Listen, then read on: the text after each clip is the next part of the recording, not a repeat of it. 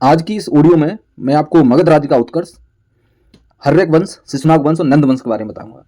इनसे क्वेश्चन आजकल क्या है, कम हो गए हैं। पहले बहुत क्वेश्चन आए करते। पहले जो पीएससी थी, चाहे वो यूपीपीएससी हो, चाहे एमपीपीएससी हो, चाहे आरपीएससी हो, हिस्ट्री का जो वेटेज हुआ करता था, मतलब हिस्ट्री का जो क्वेश्चन होते थे वो ज़्यादा हुआ करते थे। आजकल करंट अफेयर्स और साइंस एंड टेक, जो साइंस एंड टेक्नोलॉजी आप बोल सकते हो, और स्पेशल स्टेट, ये तीन चीज़ बहुत रोल कर रही हैं। मतलब इनका एक स्पेशल अभिनय हो गया उसमें एग्जाम में। लेकिन हिस्ट्री बदलेगी, क्योंकि एग्जाम फिक्स नहीं होता है। सब सिलेबस दे रखा है, ये फिक्स नहीं होता है कि इतिहास के इतने क्वेश्चन आएंगे, ऐसा नहीं है। कम भी हो सकते हैं और ज़्यादा भी हो सकते हैं, लेकिन आपको पढ़ना है। ठीक है, तो हम बात करते हैं मगध राज्य का उत्कर्ष कैसे हुआ, जरूरत क्यों पड़ी उत्कर्ष की, ये भी एक चीज होती है। जो 16 महाजनपद के बारे में मैंने एक ऑडियो बनाई थी बहुत अच्छी, उसमें सबके बारे में बताया था, उनकी लोकेशन बताई। लोकेशन मतलब उनकी स्थिति कहाँ है, प्रेजेंट में, वर्तमान में वो कौन कौन सी जगह पे थे, ये क्वेश्चन पूछ लिया जाता है। दूसरी बात क्या है, ये किस इसकी महाजनपद की राजधानी क्या थी, ये आपको पता होना चाहिए। और उसमें स्पेशल क्या रहा है, किस महाजनपद ने किसको समर्पण किया है, किसने किसको जीता, ये सब मैंने उसमें एक्सप्लेन किया है। तो हम बात करते हैं कि जो मगध था, धीरे धीरे करके एक सर्वशक्तिशाली एक महाजनपद बन गया था। उस समय कई महाजनपदों को मगध ने कंट्रोल कर लिया था, जीत लिया था। इसकी राजधानी मैंने बताई थी, पहली राजधानी गिरिब्रज थी। फिर उस समय फिर राजगीर बनी। फिर उसके बाद ये पटना, जो पाटलिपुत्र है, जब उदयन ने पटना, जो पाटलिपुत्र की स्थापना की थी, उसके बाद इसको बना दिया था। ठीक है, पटना बना दिया। तो आप देख, जरासंध का नाम तो आपने इसमें सुना होगा, कृष्णलीला। और ये लड़कों को जानकारी कहाँ से मिलती है, लड़के रामायण कृष्णलीला देखते हैं, वहीं से पता चलता है। तो जरासंध, मगध मतलब पटना का क्षेत्र आसपास में, पटना और गया का जो क्षेत्र है मगध, तो जरासंध का नाम सुना होगा। अब यही जरासंध है, कोई और जरासंध था, इसके बारे में कुछ चीज़ ऐसी लोग डाउट में रहते हैं, क्योंकि कहीं भी कुछ चीज़ जो, एक तो ऋग्वैदिक काल है, एक उत्तर वैदिक काल। उत्तर वैदिक काल आपका 600 से 1000 के बीच के बीच का समय है, और ऋग्वैदिक काल है 1500 से 1000 के बीच का समय। और वैदिक काल जिसको पूरा बोलते हैं, वो 1500 से 600 तक का समय। तो ये जो कहानी है ना, ये 600 से और 1500 ईस्वी नहीं, BC, before Christ, Isa Masih के जन्म से पहले, मतलब महात्मा बुद्ध के जन्म से पहले कहानी है। ठीक है, तो ये आपको याद रखना है। तो भगवान बुद्ध के पूर्व जो ब्रदर जरासंध के यहाँ प्रतिष्ठा आ जाता है। जो महात्मा बुद्ध की बात करते हैं, उससे पहले सुना होगा आपने, बैदरथ का नाम सुना होगा, तथा जरासंध, दोनों फेमस राजा रहे यहाँ पे। जरासंध को हमने भी नाम सुना है, और बैदरथ का भी सुना होगा। हर्यक वंश का जो राजा है ना, वो स्पेशली बैदरथ ही उस समय के फेमस राजा रहा है। हर्यक वंश की बात करते हैं, बिंबिसार ने हर्यक वंश की स्थापना की थी। राजधानी इसकी प्रारंभ में राजगीर और गिरिब्रज, दोनों का एक ही नाम है, राजगीर और गिरिब्रज। आज भी राजगीर है बिहार में। ठीक है, बाद में राजधानी पाटलिपुत्र बन जाती है। बिंबिसार का समय आपको पता होना चाहिए, 544 ईसा पूर्व, मतलब 544 साल पहले ईसा मसीह के जन्म से 492 ईसा पूर्व, मतलब कितना हो गया, 44 साल वो हो गई, और 92 8 साल ही हो गई। तो 44 8 कितनी हो गई, 44 और 6 हो गई 50, 52 साल इसने राज्य किया है बिंबिसार ने। इसका अन्य नाम श्रेणीय तथा श्रेणिक था। ये क्वेश्चन बनता है कि श्रेणिक इनमें से किस राजा का नाम था। तो श्रेणिक किसका नाम था, बिंबिसार का। बिंबिसार ने अपने राज्य की नींव विभिन्न वैवाहिक संबंध, मतलब उसने बहुत सारी शादी, पहले क्या था कि पॉलिटिक्स में शादी करने से एक संबंध बनता था। शादी करोगे तो उस राज्य से आपके शांति के संबंध हो जाएंगे, आपका दोस्त हो जाएगा, तो आपको जो पॉलिटिकल एरिया है, पॉलिटिकल क्षेत्र बढ़ जाता था। तो आपको हो सकता है सहायता मिल जाए जरूरत पड़ने पर वहां से। तो इसने क्या किया, बिंबिसार ने शादियां बहुत की थी। मध्य देश की राजकुमारी 6 माह सेवा किया था। मध्य पंजाब का क्षेत्र बोला जाता है वहां पर। लिच्छवी राज्य में चेटक की पुत्री चेलना से विवाह किया था। तो आपको याद रखना है कि लिच्छवी जो राज था, चेटक की बेटी थी चेलना, उससे शादी की थी। कौशल नरेश प्रसेनजीत की बहन महाकौशला से विवाह किया था। कौशल नरेश, कौशल कहाँ का क्षेत्र है, कौशल का ज्यादातर क्षेत्र आता है ये ये आपका अयोध्या के आसपास का क्षेत्र है। तो जो प्रसेनजीत वहाँ का एक प्रसिद्ध राजा रहा है, प्रसेनजीत। ठीक है, प्रसेनजीत की जो बहन थी उसका नाम था महाकौशला, उससे शादी की थी बिंबिसार ने। और काशी का प्रांत दहेज मिल गया था उसको, पहले काशी में आता हुआ। तो काशी का जो प्रांत था वो दहेज में मिला था। जैसे कि एक कहानी सुनी होगी आपने, मुंबई अंग्रेजों को दहेज में मिली थी। पोलैंड की राजकुमारी से चार्ल्स ने शादी की थी, राजकुमार चार्ल्स ने, तो पोलैंड ने उसको दहेज में दे दिया था, मुंबई को, अंग्रेजों को। ठीक है, तो ऐसे ही बड़े बड़े शहर और बड़ी बड़ी जगह दहेज में दी जाती थी। दहेज व्यवस्था आज की नहीं है, और दहेज बहुत पहले से चलता आ रहा है। दहेज को ऐसा मानना चाहिए कि बाप की संपत्ति से बेटी के लिए एक हिस्सा, उसकी आड़ में किसी को प्रताड़ित नहीं करना है, किसी की ऐसा नहीं करना है, किसी की जान के लिए खतरा बन जाओ, ऐसा नहीं करना है कि आप दहेज पे जीना शुरू कर दो, ऐसा नहीं करना है, नहीं दिया तो परेशान करना शुरू। इस तरह के दहेज का मिसयूज नहीं करना चाहिए। अगर अपनी इच्छा से दिया जा रहा है तो उसे ऐसा नहीं है कि दहेज एक तरह से बाप की संपत्ति से बेटी के लिए हिस्सा होता है। मान लो कि आप एक, फॉर एग्जाम्पल, कि एक बाप है, उस पर 2 बच्चे हैं, एक लड़का और लड़की। तो मान लो उसके पास 10 एकड़ जमीन है, तो जो शादी में 20 लाख रुपए लगाएगा, 30 लाख लगाएगा। तो एक लड़का, वो भी उसका वंश है, मतलब आप कह सकते हो उसी का जीन है, और लड़की भी उसी की जीन है। तो कहीं ना कहीं आप एक बच्चे को दे रहे हो 20 लाख रुपए, और एक को दे रहे हो करोड़ों की संपत्ति। तो ये भी तो बोलता राइट टू इक्वलिटी के खिलाफ ही है। इससे तो बढ़िया आप इसको दहेज के रूप में दे रहे हो कि भाई दहेज मैंने 25 लाख लगाए, तो आपने अपनी संपत्ति का थोड़ा सा हिस्सा दिया है। इसकी आड़ में कहीं ऐसा होना चाहिए, मतलब इस तरह की व्यवस्था माइंडसेट है हमारे देश में कि दहेज की आड़ में लोग परेशान करना शुरू कर देते हैं। सारे लोग नहीं करते हैं, कुछ ही लोग होते हैं, कुछ लोग इस दहेज प्रथा को बदनाम कर देते हैं। बहुत सारी चीजें इसमें बोलने के लिए आपके पास। एक बाप की संपत्ति का थोड़ा सा हिस्सा होता है, वो ज्यादा नहीं मिलता है। ठीक है, अब दहेज की बात बाद में करेंगे, दहेज प्रथा में क्या क्या कमियां हैं, क्यों ये बदनाम होती है, क्या होना चाहिए क्या नहीं होना चाहिए, वो अलग टॉपिक है। तो आपको इतना पता होना चाहिए कि बिंबिसार को काशी दहेज मिली थी। बिंबिसार ने अंग राज्य के शासक ब्रह्मदत्त को पराजित करके उसे अपने राज्य में ला दिया। तो अंग को जीता। अंग एक नाम सुना होगा, कर्ण कहाँ का राजा था? अंग का। अंग कहाँ पड़ता है? भागलपुर का क्षेत्र। भागलपुर कहाँ है? बिहार में। ये आपको बताना चाहिए। तो उसने क्या किया, अंग राज्य का जो राजा था ब्रह्मदत्त, उसको जीत हरा दिया और अपने राज्य में ला लिया। इस प्रकार विजय और वैवाहिक संबंधों के द्वारा उसने अपना राज्य विस्तार किया, मतलब जीते, संधि की और शादियां की, उससे अपना राज्य उसने फैला दिया। बिंबिसार ने अवंती के शासक चंड प्रदोत से मित्रता कर ली। उसने अपने वैद्य जीवक को उसके इलाज के लिए भेज दिया। दोस्ती कर ली, दोस्ती करने के बाद उसको भेज दिया, बस उसका इलाज करो। तो आप यहाँ क्वेश्चन मतलब जीवक किसका वैद्य था? बिंबिसार का। बिंबिसार ने कहाँ भेजा था? चंड प्रदोत के इलाज के लिए। बिंबिसार बौद्ध एवं जैन दोनों धर्मों को मानने वाला था। यही लाइन आपको बता देगी, यही लिख देगा। अगर हिस्ट्री का क्वेश्चन पूछा जाए, या मान के चलना आप कितना भी पढ़ लो, अगर एग्जामिनर चाहे तो आप ये क्वेश्चन का जवाब नहीं दे सकते। ठीक है। बिंबिसार बौद्ध और जैन दोनों धर्मों को मानता था। बुद्ध स्वयं उसके दरबार में आए थे। बिंबिसार के दरबार में महात्मा बुद्ध गए थे। बिंबिसार की हत्या उसके पुत्र अजात शत्रु ने की होगी। अजात शत्रु को पितृ तक बोलते हैं, मतलब उसने अपने बाप को मार दिया था। ठीक है। बिंबिसार का कौन बेटा था? अजात शत्रु। अजात शत्रु का मतलब होता है जिसका कोई शत्रु जन्म नहीं हुआ हो, इसका कोई दुश्मनी पैदा नहीं हुआ, उसे बोलते अजात शत्रु। अजात शत्रु का दूसरा नाम था कुणिक। अब अजात शत्रु की बात आती है, तो अजात शत्रु का दूसरा नाम क्या था? कुणिक। 492 से इसने राज किया था, BC से 460 तक किया था। मतलब कितने साल किया था? इसने किया था 32 साल। 32 साल ये राजा रहा है।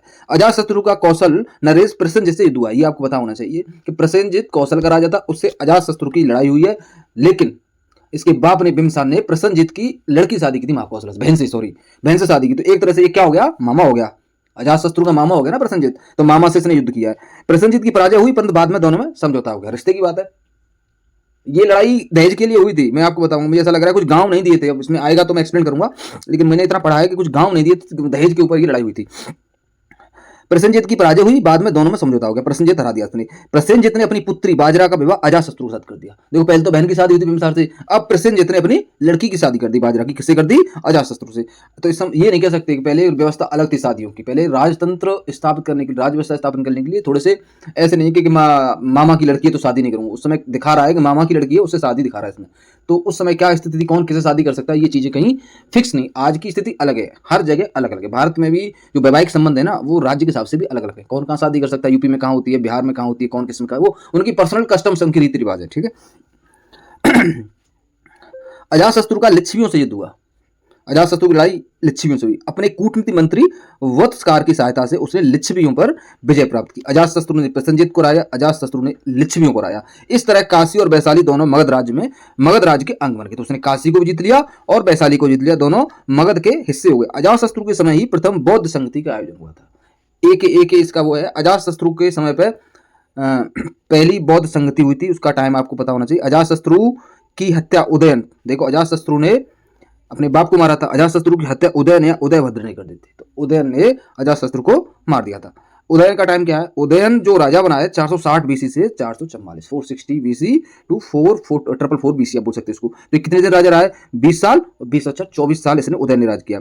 आज प्राइम मिनिस्टर 10 साल राज कर ले, कोई प्राइम मिनिस्टर हो तो लोग बोर हो जाते हैं, क्योंकि यहाँ डेमोक्रेसी है, गणतंत्र है। कहीं भी लोगों को लगता है कि आदमी बदल देना चाहिए। पहले क्या है कि राजतंत्र था, डंडा के दम पे सरकार चला करती थी, युद्ध के दम पे, सेना के दम पे चला करती थी, तो वहाँ जनता नहीं बोला करती थी। आज की व्यवस्था अलग है, आज प्रजातंत्र है, गणतंत्र है, राजतंत्र नहीं, लोकतंत्र है आज।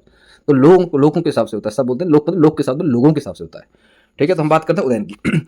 उदयन ने गंगा और सोन नदियों संगम पर पाटलिपुत्र या कुसंग नगर की, तो यहाँ एक क्वेश्चन बनता है कि पाटलिपुत्र का नाम कुसंग नगर है। ये क्वेश्चन आ सकता है कि इनमें किसका नाम कुसंग नगर है। स्थापना की और बाद में अपनी राजधानी राजगृह से वहीं स्थानांतरित कर दी। जो कैपिटल पहले थी राजगृह, वहां से ये कुसंग नगर ले गया। कुसंग नगर को पाटलिपुत्र बोला जाता है। उदयन के बाद उसके 3 पुत्रों अनिरुद्ध, मुंडक और दर्शक ने बारी बारी से शासन किया। एक्चुअली का इतिहास, जो विशेष राजा होता है ना, जो बड़ा राजा होता है, जिसने काफी दिन शासन किया हो, जिसकी खास विशेषता रही हो, चाहे वो राज करने की, चाहे सेना पे बोलते सैन्य योग्यता हो, चाहे धन की योग्यता हो, कुछ भी हो, उसी के बारे में ज्यादा मिलेगा इतिहास को। इसने क्या किया? इसके जो लड़के थे उनके बारे में बताया, अनिरुद्ध, मुंडक और दर्शक। इसके बाद इन्होंने शासन किया है। इसके बाद इसको हटाकर शिशुनाग नामक व्यक्ति ने एक राज्य की स्थापना की, नया राज्य बनाया, उसका नाम था शिशुनाग वंश। शिशुनाग वंश किसके बाद आता है? हर्यक वंश के बाद आता है। ठीक है, ये आपको याद रखना है। शिशुनाग वंश आता है। शिशुनाग 412 ईसा पूर्व से 394 ईसा पूर्व तक ये शिशुनाग रहा है। तो 412 से 300 ईसा कितने साल रहा है? 12 साल, 12 से 18 साल शिशुनाग रहा। इसकी सबसे महत्वपूर्ण उपलब्धि अवंती राज्य को जीतकर राज्य में सम्मिलित करना। अवंती कहाँ है? अवंती की कैपिटल उज्जैन थी। ठीक है। और दक्षिण जो दो भागों में बताया था मैंने आपको, अवंती, उत्तरी अवंती और दक्षिण अवंती। दक्षिण अवंती की कैपिटल बाहुबली फिल्म में सुना वो महेशमती थी, महेशमती नाम सुना है, वो वही है, अवंती कैपिटल है वो। और उत्तरी अवंती कैपिटल थी उज्जैन। तो अवंती कहाँ है इस समय वर्तमान में? मध्य प्रदेश में। तो इसको जीता इसने और अपने राज्य में मिला दिया शिशुनाग ने, ये आपको याद रखना है। अवंती को जीतने वाला राजा था शिशुनाग। इसने अपनी राजधानी वैशाली स्थानांतरित की। इसने क्या किया, मगध की राजधानी को वैशाली कर दिया। आज भी बिहार में वैशाली है, ठीक है। कालाशोक, दूसरी जो बौद्ध संगति हुई थी कालाशोक के टाइम पे हुई थी, याद रखना आपको, ये टाइम याद रखना है। पहली हुई थी अजातशत्रु के टाइम पे, दूसरी इसके नाम पे कालाशोक के टाइम पे, तीसरी अशोक के टाइम पे, चौथी कनक के टाइम पे। एक याद रखना आपको। कालाशोक के समय में ही द्वितीय बौद्ध संगति के आयोजन वैशाली में हुआ था। तो आपको समय याद रखना है कि द्वितीय जो बौद्ध संगति, संगति मतलब क्या होता है? संगति मतलब होता है कॉन्फ्रेंस, सम्मेलन, बौद्धों का सम्मेलन। जो बौद्ध विद्वान थे वो उसमें सम्मेलन में शामिल हुए और चर्चाएं हुई।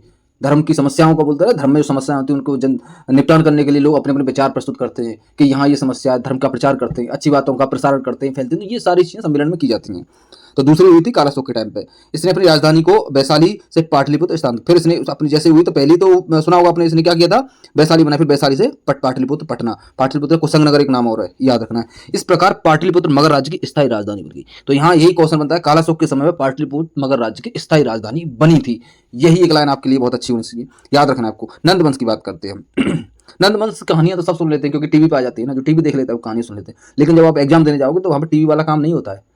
आपको राजनीति के बारे में पूछेगा, वहाँ अर्थव्यवस्था के बारे में पूछेगा, सैन्य व्यवस्था के बारे में पूछ लेगा, और जो लिटरेचर है, जो साहित्य है उसके बारे में पूछ लेगा, और कहीं की नीति के बारे में पूछ लेगा। बहुत सारी चीज़ें होती है। ये नहीं पूछेगा उसकी मम्मी का क्या नाम था, उसके ये क्या आ गई, ये सब चीज़ नहीं पूछेगा। आपको उस समय की व्यवस्था क्या थी उसके बारे में पूछा जाता है। तो अब बात करते हैं, ये है नंदवंश। नंदवंश का जो संस्थापक है महानंदन, इसमें लिखा है महानंदिन, महापद्म नंद के बारे में पढ़ते हैं। 4th BC का यह मगध सर्वश्रेष्ठ शासक था। 4 BC मतलब जो 4th BC थी उस समय का सबसे सर्वश्रेष्ठ शासक ही था। इसी ने सर्वप्रथम कलिंग की विजय की। इसने सबसे पहले कलिंग जीता था। अशोक के टाइम पे कलिंग सबसे पहले जीता है। महापद्म नंद के समय पे कलिंग जीता गया, ये याद रखना आपको। तथा वहां एक नहर खुदवाई थी। इसका उल्लेख प्रथम शताब्दी ईसा पूर्व के खारवेल के हाथी गुफा अभिलेख में मिलता है। तो खारवेल इसका मतलब क्या हो गया? खारवेल ने जो हाथी गुफा अभिलेख तो आपको पता होगा, और खारवेल कलिंग का राजा, ये आपको पता होगा। तो इसने महापद्म नंद ने सबसे पहले कलिंग को जीता था, ये क्वेश्चन आता है। वो कलिंग जिनसेन की जैन प्रतिमा भी उठा ली। वहां कलिंग से क्या हुआ, जिनसेन की जो जैन की प्रतिमा थी उसने उठा ली थी। इससे पता चलता है कि महापद्म नंद जैन धर्म का अनुयायी था। जब जैन की मूर्ति लेके आएगा, प्रतिमा को लेके आएगा, तो जैन धर्म का अनुयायी था, ऐसा ही मान्य होगा ना। नहीं लाता तो तुड़वा देता, हो सकता है जैन धर्म नहीं मानता, लेकिन जब लेके आ रहा है, उसकी पूजा की जा रही, तो वो अनुयायी था। पुराणों में इसे एक राट और एक छत्र शासक भी कहा गया। मतलब महापद्म के बारे में पुराणों में मिलता है, इसको एक राट और एक छत्र शासक कहा गया। प्रसिद्ध व्याकरणाचार्य पाणिनि और काव्यायन इसके काल में हुए थे। ये आपको याद रखना। जो पाणिनि का समय क्या है, वो महापद्म नंद के टाइम पे हुआ है। और काव्यायन जो कौन है, ये लोग व्याकरण के आचार्य हैं। पाणिनि और काव्यायन ये दोनों कब पैदा हुए थे? महापद्म नंद के समय। अब घनानंद की बात करते हैं। घनानंद ने जनता पर बहुत से कर आरोपित कर दिए। कोई तो राजा ऐसा आता है जो टैक्स ज्यादा लगाता है, कहीं ना कहीं उसको ऐसा लगता है कि जनता से लूट लिया जाए पैसा। इसलिए एक राजा केवल काम नहीं करता है, उसकी सहायता के लिए एक दरबार होता है, बहुत लोग बैठते हैं उसमें, एक से बड़ा योग्य आदमी बैठता है, उनकी सलाह पर राजा काम करता है। तो कुछ सलाहकार ऐसे आ जाते हैं जो राजा की बुद्धि को घुमा देते हैं। तो राजा ने क्या किया उसके ऊपर डिपेंड करती है, ठीक है। राजा, इसलिए राजा योग्य होना चाहिए वो। तो घनानंद ने क्या किया, बहुत सारे टैक्स लगा दिए उस पर।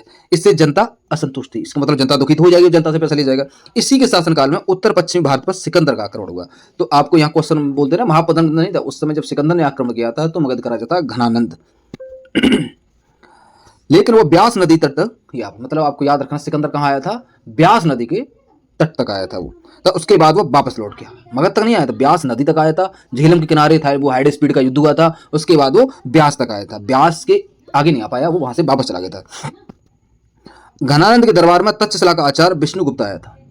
विष्णुगुप्त, चाणक्य, एक ही नाम है। कौटिल्य, विष्णुगुप्त और चाणक्य तीनों एक ही व्यक्ति है। तो वो कौन था? विष्णुगुप्त। विष्णुगुप्त तक्षशिला का आचार्य था, मतलब प्रोफेसर था, पढ़ाता था वहां पे। राजा ने उसको अपमानित कर दिया। फलस्वरूप चंद्रगुप्त मौर्य की सहायता से उसने घनानंद को गद्दी से हटाकर नवीन राजवंश मौर्य, बोलते ना, इंसल्ट कभी किसी की नहीं करनी चाहिए, यही ये चीज सिखाती है। उसने क्या किया कि मौर्य वंश की स्थापना कर दी। और मौर्य वंश कैसे, जब ये प्रोफेसर है, एक टीचर है, वो एक बहुत बड़ा आचार्य है, उसको ये तो पता है कि राजा के अंदर क्या क्वालिटी होनी चाहिए, मुझे क्या करना है किसी को सत्ता से गिराने के लिए। तो इसलिए आप शासन करो, शासन करते समय लोगों का सम्मान बहुत जरूरी है, क्योंकि इस दुनिया में जो भी हो रहा है वो बदले की भावना से हो रहा है। आज तत्काल में जो युद्ध चल रहे हैं वो भी बदले की भावना से चल रहे हैं। भविष्य में जो युद्ध होंगे वो बदले की भावना के लिए होंगे। जो जैसे सुना होगा आपने कि वर्तमान में 4 साल से युद्ध चल रहा है रसिया का और यूक्रेन का।